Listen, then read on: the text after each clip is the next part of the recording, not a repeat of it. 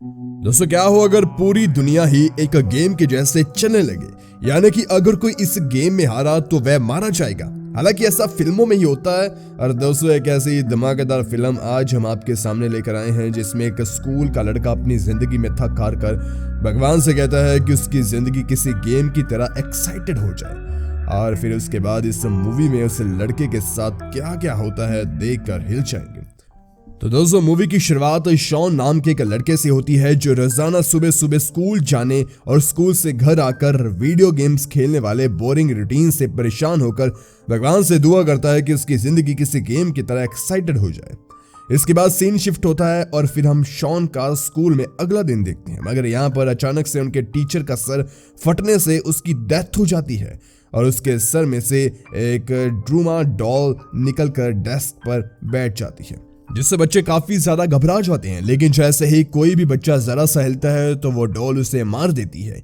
ये सब देखकर शॉन काफी हैरान था क्योंकि ये नजारा बिल्कुल डारूमा सेंगा नाम के एक गेम जैसा था जिसमें हारने की सजा मौत होती है। जैसे ही कोई बच्चा यहाँ से जरा सा भी हिलता तो डॉल उसके सर को विस्फोट कर देती। कुछ यही सीन देखकर बच्चे घबरा जाते हैं और हिलने की वजह से बारी बारी मर जाते हैं। यहाँ पर कुछ समय बाद शॉन का दोस्त हिरोशिमा ऑब्जर्व करता है कि अगर यहाँ पर कोई भी हिलेगा तो वो मारा जाएगा। और वही दूसरी तरफ शॉन डॉल के पीछे बटन देखकर बताता है कि उन्हें गेम खत्म करने के लिए उसके साथ में लगे टाइमर के बंद होने से पहले बटन को बंद करना होगा।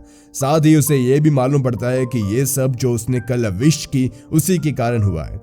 अब यहाँ पर अंत में हिरोशिमा और बस शॉन ही बचे थे। टाइम खत्म होने वाला होता है कि शॉन डॉल का बटन जंप करके बंद कर देता है, लेकिन फिर भी हिरोशिमा बेचारा मर जाता है। यहाँ पर डॉल जिंदा होकर बताती है कि सिर्फ बटन प्रेस करने वाला ही जीतेगा और वही बच पाएगा। इसके बाद शॉन को उसकी दोस्त इशिका मिलती है जो कि उसे बताती है कि सभी क्लासेस में यह गेम खेला जा रहा था और वह अपनी क्लास की विजेता है। इसके बाद आगे क्या करना चाहिए ये सोचते हुए वह भागते हुए स्कूल के जिम में चले जाते हैं। यहाँ उन्हें अपनी ही तरह बाकी सर्वाइवर मिलते हैं जिनमें से कुछ ने तो चूहे के कॉस्ट्यूम पहने होते हैं।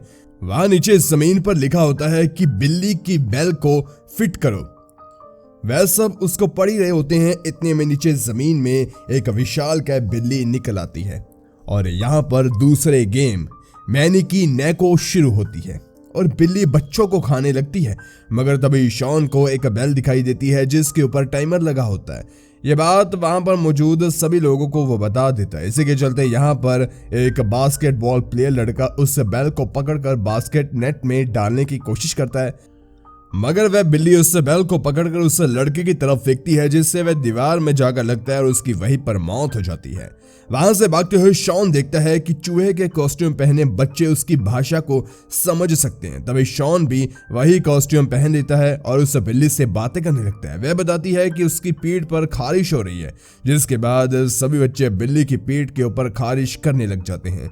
इसके बाद बिल्ली सो जाती है, लेकिन यहाँ पर कुछ बच्चे मौके का फायदा नहीं उठाते और पिछली गेम के डर से बेल को खुद फेंकने के लिए लड़ने लग जाते हैं। लेकिन इनकी लड़ाई में वह बिल्ली भाग जाती है और बच्चों को दोबारा से खाने लग जाती है।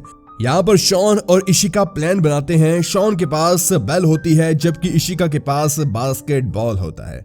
वह दोनों एक साथ बेल और बॉल को बास्केट में डालते हैं जिससे कैट कंफ्यूज हो जाती है, मगर बदकिस्मती से बेल बास्केट की रिंग से टकरा जाती है। लेकिन राउंड खत्म होने में केवल 2 सेकंड ही रह जाते हैं। तभी स्कूल का एक और लड़का आम्या बिल्ली के पीछे से आकर बेल को पकड़कर बास्केट में डाल देता है और राउंड खत्म हो जाता है। यहाँ पर यह बिल्ली उन्हें बताती है कि शॉन, इशिका और आम्या इस राउंड के विनर्स हैं। इसके बाद सीन शिफ्ट होता है और हमें आम लोग दिखाए जाते हैं। यहाँ पर हमें मालूम पड़ता है कि ये केवल उन्हीं के स्कूल में नहीं हो रहा बल्कि बाकी के सभी स्कूल में हो रहा है। तभी आसमान से एक बड़ा सा सफेद रंग का बड़ा सा डिब्बा उड़ते हुए जा रहा था जिसमें सभी बचे हुए सर्वाइवर बंद थे। इस बड़े से बॉक्स को रोकने की काफी कोशिश भी की जाती है, लेकिन सभी लोग इसमें नाकामयाब रहते हैं। इसी के साथ एक गरीब बेघर आदमी दिखाई देता है जो एक खराब रेडियो को हाथ लगाकर ठीक कर देता है। इसके बाद सीन उस बड़े से डिब्बे के अंदर शिफ्ट होता है जहां में शॉन एक कमरे में बंद दिखाई देता है। जब उसकी आंख खुलती है तो उसे उसकी बचपन की दोस्त ताकुमी मिलती है। इनके साथ यहाँ पर और भी बच्चे थे। तभी वहां पर एक स्क्रीन दिखाई जाती है, उसमें बताया जाता है कि उन्हें जीतने के लिए एक चाबी को ढूंढना होगा। तभी एक दरवाजा खुलता है जिसमें से कुछ बड़ी बड़ी डॉल्स कमरे के अंदर आ जाती है, जो उन्हें अपने साथ कोकेशी खेलने के लिए कहती है। इस गेम में कोई भी सर्वाइवर बीच में आंख पर पट्टी बांधकर बैठेगा और सभी डॉल्स उसके आसपास घूमती हुई गाना गाएगी। जब वह गाने के बाद रुकेगी तो बीच में बैठे सर्वाइवर को 10 सेकंड के अंदर अपने पीछे खड़ी डॉल का नाम बताना होगा, वरना उसे मार दिया जाएगा। काफी खतरनाक गेम थी। इस तरह एक एक कर काफी सारे बच्चे इस गेम को खेलते हैं और बेसिकली मारे जाते हैं। अब यहाँ पर बारी आती है शॉन की और वो टाइमर खत्म होने पर चुप ही रहता है। जब उसके पीछे खड़ी डॉल बोलती है तो वह उसका नाम बता देता है। डॉल्स कहती है कि अब तो टाइमर खत्म हो गया, मगर शॉन दिखाता है कि टाइमर की आवाज तो उसके फोन से आई थी। इस तरह शॉन ये गेम भी चालाकी से जीत जाता है। उसके जीतने पर उसे एक चाबी मिलती है और सभी डॉल्स ब्लास्ट हो जाती है। वह ताकुमी और चाबी को लेकर आगे ही बढ़ रहा था कि वहां पर उन्हें एक अरीमा नामक लड़का मिलता है जिसके पीछे डरावनी डॉल्स पड़ी हुई थी, जिससे बचने के लिए अरीमा हाथ पकड़ने के लिए कहता है। दूसरी तरफ से इश्का भी बढ़ती हुई आ रही थी। वह सब एक दूसरे का हाथ पकड़ लेते हैं, जिसके चलते वह सभी बच्चे बच जाते हैं। इसके बाद वह सभी आगे बढ़ते हैं। फिर सभी बच्चे एक रूम में इकट्ठा होते हैं, मगर उन्हें अगली गेम में जाने के लिए 7 चाबियों की जरूरत है, लेकिन उनके पास सिर्फ 4 ही कीज मौजूद थी। तभी आम्या वहां पर आता है, जो कि 3 चाबियों को अपने साथ लेकर आया हुआ था। इसके बाद वह सभी उन चाबियों को इस स्माइलिंग फेस में डालते हैं और उन्हें नेक्स्ट लेवल में जाने के लिए कपड़े मिलते हैं। जब हमें बाहरी दुनिया दिखाई जाती है तो पता चलता है कि ये पूरी गेम लाइव चल रही है और सभी लोग इसे लाइव देख रहे हैं। अब सभी बच्चे गेम की नेक्स्ट लेवल में जाते हैं, जहां पर उन्हें बर्फीले इलाके में एक विशालकाय व्हाइट पोलर बियर मिलता है। इस गेम में ये भालू इनसे क्वेश्चन पूछेगा, जिसका जवाब इन्हें सच सच देना होगा। अगर इनमें से कोई भी झूठ बोलेगा तो बाकियों को उस झूठ बोलने वाले का नाम दिए हुए टाइम में इस भालू को बताना होगा, ताकि वह उसे मार सके। अब भालू उनसे पहला क्वेश्चन पूछता है कि उन सबका फेवरेट फ्रूट क्या है। सभी लोग अपना अपना जवाब बताते हैं, लेकिन भालू कहता है कि किसी एक ने झूठ बोला है। यहाँ पर सभी आपस में लड़ने लगते हैं और अंत में अपने एक साथी का नाम ले लेते हैं, जिससे वो भालू मार देता है। इसके बाद भालू अपने दूसरे प्रश्न में पूछता है कि कौन कौन शॉन को पसंद करता है। तो जो शॉन को जानते थे वह सभी हाँ बोल देते हैं, मगर बाकी सब ना कह देते हैं। मगर यहाँ पर भालू फिर से दोबारा कहता है कि तुम में से कोई झूठ बोल रहा है।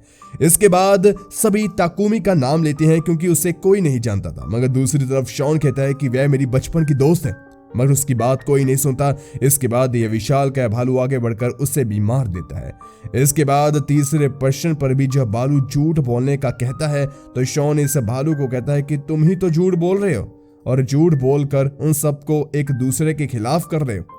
और वह ये भी कहता है कि वह सफेद नहीं बल्कि अंदर से काला है। तभी उस भालू का रंग सफेद से काला हो जाता है और वह मारा जाता है। और इस तरह यह राउंड भी शॉन अपनी चालाकी अपने दिमाग से क्लियर कर लेता है। अब सभी बच्चे लास्ट राउंड में जाते हैं, जिसका नाम किक द कैन था। वहां पर उन्हें 3 डॉल्स मिलती हैं, जो उन्हें बताती है कि वह ये राउंड आपस में खेलेंगे।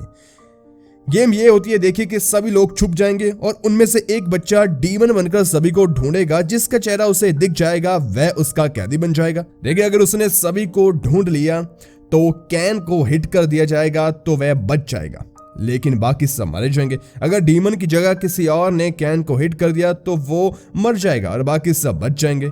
और उन्होंने एक और शर्त रखी कि ये गेम सनसेट से पहले खत्म करनी होगी। अब वे सभी टॉस करते हैं और आम्या डीमन बनता है। इसके बाद सभी छिप जाते हैं। आम्या पहले 3 लोगों को देखकर कैद कर लेता है और आगे बढ़ने पर उसे इशिका और शॉन भी मिलते हैं, मगर इशिका सामने आकर शॉन को बचा लेती है। टाइम खत्म होता देखकर शॉन लोहे के कपड़े पहनकर बाहर आता है, जिसके चलते आम्या उसका चेहरा नहीं देख पाता। इसीलिए वे दोनों आपस में लड़ने लगते हैं, लेकिन शॉन बचकर कैन की तरफ भागता है और आम्या से पहले उसे किक कर देता है। वे कैन के फटने का इंतजार कर रहे थे, लेकिन वह ब्लास्ट नहीं होता। उतनी देर में वह सभी डॉल्स वहां पर आकर बताती है कि वह सब इस गेम के विनर हैं, क्योंकि वह सभी सरवाइव कर चुके हैं। ये तो लेवल बस इंटरटेनमेंट के लिए खेला जा रहा था, मतलब कोई मरेगा कोई जिएगा नहीं।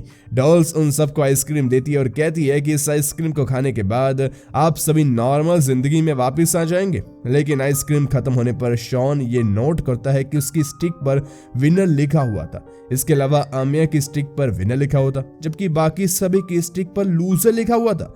इसके बाद आम्या और शॉन विनर के रूप में उस बड़े से डिब्बे से बाहर आते हैं और उनके बाहर आने पर सभी लोग उनका हौसला अफजाई विदाई करते हैं। ये देखकर आमिया तो बहुत खुश होता है, लेकिन शॉन इतने बच्चों की मौत पर उदास था।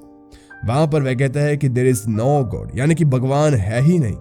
लेकिन डॉल्स कहती है कि नहीं, ऐसा नहीं है, भगवान है। इसके बाद हमें वही बेगर आदमी दिखाया जाता है जिसने हाथ लगाकर खराब रेडियो को ठीक कर दिया था, और फिर हमें पता चलता है कि सभी किया धरा उस आदमी का ही था। शॉन उसे बहुत गुस्से से देखता है और यहीं पर मूवी खत्म हो जाती है।